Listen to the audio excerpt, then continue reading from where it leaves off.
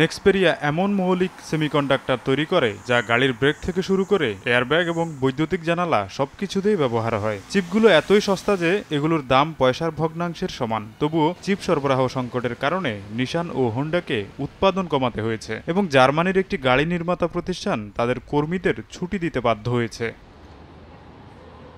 সেপ্টেম্বরে ডাচ সরকার নেক্সপেরিয়ার নিয়ন্ত্রণ গ্রহণ করলে বিরোধের সূত্রপাত হয়, যার অবস্থান নেদারল্যান্ডসে, কিন্তু এর মূল কোম্পানি চীনে অবস্থিত।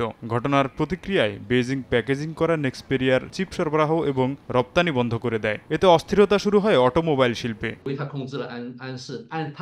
ডাচরা ভেবেছে তারা নেক্সপেরিয়াকে নিয়ন্ত্রণ করছে, আদতে তারা একটি ভবনের নিয়ন্ত্রণ নিয়েছে মাত্র। আসলে চিপ অ্যাসেম্বলি ও প্যাকেজিং এর ৭০% চীনে। তাই তারা যখন নেদারল্যান্ডসে নেক্সপেরিয়ার নিয়ন্ত্রণ নিয়েছে, তখন চীন সরকার নেক্সপেরিয়াকে চিপ সরবরাহ ও রফতানি বন্ধের সিদ্ধান্ত নিয়েছে। মধ্য এবং কম দামের প্রায় সব চিপই চীনে তৈরি হয়, ফলে চীন সরবরাহ বন্ধ করায় গোটা বিশ্বেই এর প্রভাব পড়ে।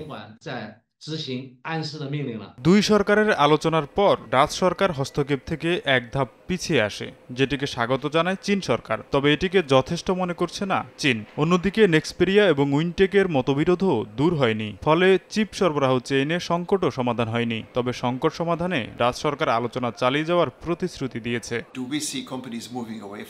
চীনে যে পরিমাণ দক্ষ কর্মী আছে সেটি বিশ্বের আর কোথাও নেই। ফলে চীনের বিকল্প ভাবতে গেলে এই পরিমাণ দক্ষ কর্মী তৈরি করা এবং সেটিকে চীনের মতো অল্প মজুরিতে পাওয়ার নিশ্চয়তা পেতে হবে, যেটি বর্তমান বিশ্বে প্রায় অসম্ভব। তাই আমি মনে করি সরবরাহকারী হিসেবে চীনকে প্রতিস্থাপন করা খুবই কঠিন। ফলে রেয়ার আর্থ বা নেক্সপেরিয়ার ঘটনা মানুষকে ভবিষ্যৎ নিয়ে ভাবতে বাধ্য করছে।